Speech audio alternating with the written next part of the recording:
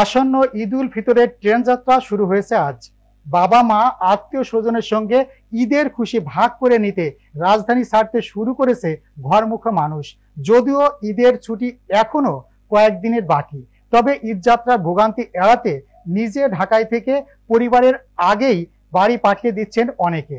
আর তাই রেল স্টেশনে আজ বাড়তি চাপ। তবে রাজধানীবাসীর ঈদ যাত্রা নির্বিঘ্ন করতে বাড়তি সতর্কতা সহ বিশেষ ব্যবস্থা নিয়েছে বাংলাদেশ রেলওয়ে।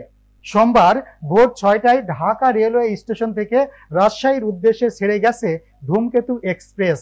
এ ট্রেনের মাধ্যমেই শুরু হয়েছে এবারের ঈদ যাত্রা। এছাড়া সারা দেশের বিভিন্ন জায়গায় চলাচল করা ট্রেনগুলোও বিশেষ ব্যবস্থায় চলবে। এদিকে কমলাপুর স্টেশন কর্তৃপক্ষ বলছে ঈদ যাত্রা নির্বিঘ্ন করতে সব ধরনের প্রস্তুতি নিয়েছেন তারা। এছাড়াও রেলওয়ের কর্ম পরিকল্পনা অনুযায়ী বিনা টিকিটের যাত্রী প্রতিরোধে 3 স্তরের টিকিট যাচাই করা হচ্ছে।